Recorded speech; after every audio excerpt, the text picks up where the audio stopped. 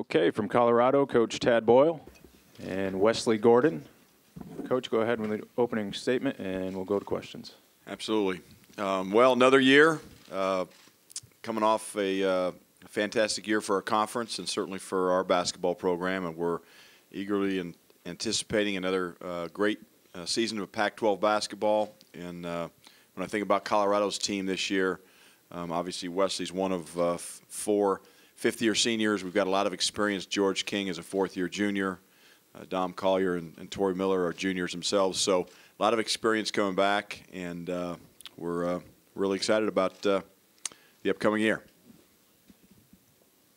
Okay, we'll open up the floor to questions. One on the right in the middle.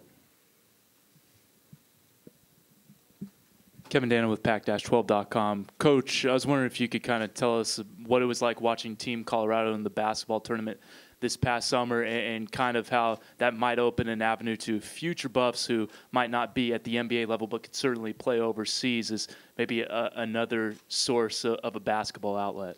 It was great. Great experience for not only those young men, but for our players. That team came back to Boulder to have kind of a mini camp to get ready for that tournament.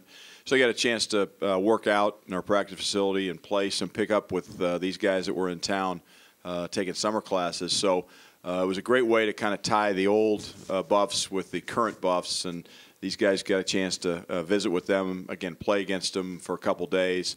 And then, for them to go on the run, I remember I had that team over to my house for a barbecue, and I said, hey, if you guys get to the finals, I'll be there. And lo and behold, they got to the finals, and I got on a plane to go to New York. But they brought a lot of pride, to our program, our current players, and they came up a little bit short, which was, I always said I've been in a lot of really, really tough locker rooms after losses.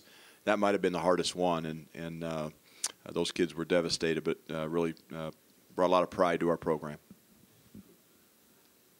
On the right, about halfway back. Pat Rooney, Boulder Daily Camera. Coach, when you're out on the recruiting trail, the body of work you've put together at this point, 4 NCAA tournaments in 5 years, you have a good freshman class this year, a couple late signees. Do you think that body of work is starting to gain attraction to kids, get Colorado more on their radar than, say, when you took over in Boulder? Yeah, I'd like to think so. I mean, with recruiting, you just want to eat a little bit higher on the food chain than maybe you currently are. And I think the longer you're at a place, I think the stability of our program, the stability of our coaching staff, and we lost Coach Billups this year to go to the University of Denver. But, Coach Prelo, Coach Roan, who've been recruiting for us now for going into year 7, added a really quality coach in Bill Greer. Because so much recruiting, the assistants do a lot of the legwork, and we're very blessed with stability in that area. And then I think our current players, they are the difference makers when we bring these kids to campus. So I do think our success, our stability, and our current players can speak to what can happen at Colorado. And obviously we're looking to take it to the next step and the next level in recruiting and certainly on the court.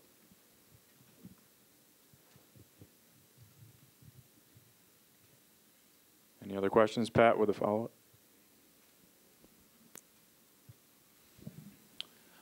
This is for Wes. Kind of a two-part question on XJ being back this year.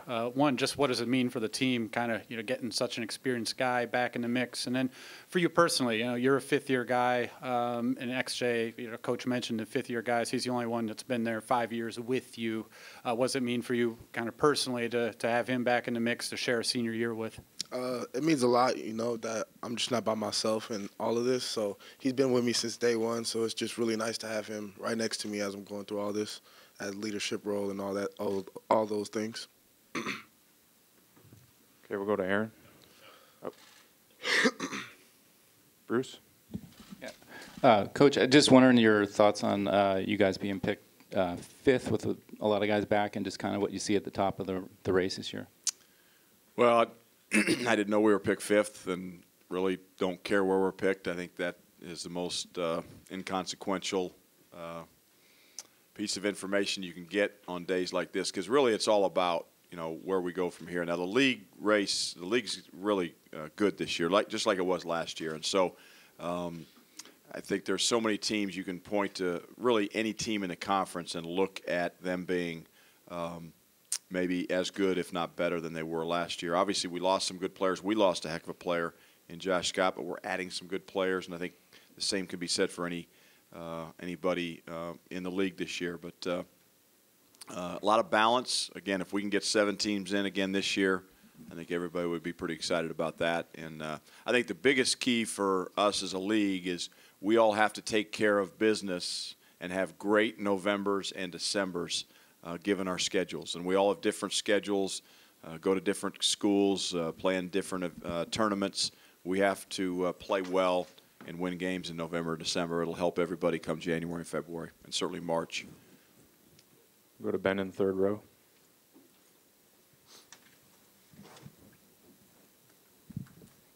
Hey, Coach. Ben Parker from GoldenBearReport.com. Both Colorado and Utah joined the Pac-12 in 2011. Can you talk about the sort of the budding rivalry that the two of you have sort of formed as schools, and also just the value that you feel both of you have brought to the conference? Well, I think two really good institutions that fit in well, with the other 10 Pac. It used to be the Pac-10, now the Pac-12. So I think we've brought something to the table, hopefully, as a basketball program. I know when we came in the league, our program was a little bit further along than Utah's was. Larry had just kind of taken over and was faced with a pretty major rebuilding job. Obviously, he's done a terrific job doing that. We've been able to sustain our program at a pretty high level and compete, with most of the teams in the Pac-12. So I think it's been a good addition for the league. I think we feel very, very good about it and fortunate, and I think the rest of the league feels the same way. But a good fit for both institutions. Okay, we'll go back to Pat. Coach, one player no one was really talking about at this point last year was George King. Obviously, he went on to have a great year, league's most improved player. What can we expect out of him for an encore this year, especially when he's going to get the attention of opposing defenses? Well, George really works on his game in the off season. I mean, he spends a lot of time in the gym. Obviously, that was evident by his breakout year last year. He used his redshirt year certainly to the fullest. He's always getting shots in after practice. He's a very, very good knockdown shooter, and he proved that by leading the league in three-point shooting last year. But he's also a big, strong, physical guy who can post up, can get to the rim, finish with contact. The big challenge with George is, good players make themselves better, and he's made himself better. He's a good player. Great players, make those around them better, and that's the transition he has to make. How does he make Wesley Gordon better? How does he make Dom Collier better? Xavier Johnson better? And he's got the ability to do that. Now this year, he's going to work on those things. Okay, we have time for one more, and we'll go right here in front. Hi, guys. Since you've come into the Pac-12, there's, at least in Los Angeles, we're all asking, who's Colorado's rival? Because ASU has Arizona, USC has UCLA. Have you, in basketball, have you guys feel like you have a rival at all in the Pac-12? You can start with that, Wes. I mean, myself personally, I don't feel like we have a rival with anybody. I think we try and go out and beat every team we play, so I don't think there's any. I mean, maybe Utah, I guess. I think, obviously everybody tries to pit us against Utah. We're travel partners. But I think rivalries have to take on a life of their own. You can't just pick somebody. And I remember when Bill McCartney was a football coach at Colorado. He came in, he picked Nebraska. And Nebraska never recognized that rivalry until Colorado started beating them. And so, I think for us, we've got to just get to the upper echelon of the league. Those rivalries will happen, I think, over the course of time. Whether it's, they're sparked by an incident. And I'm not going to, wake any sleeping dogs in this conference. We're just going to try to sneak up on people. But that stuff will come as time goes on.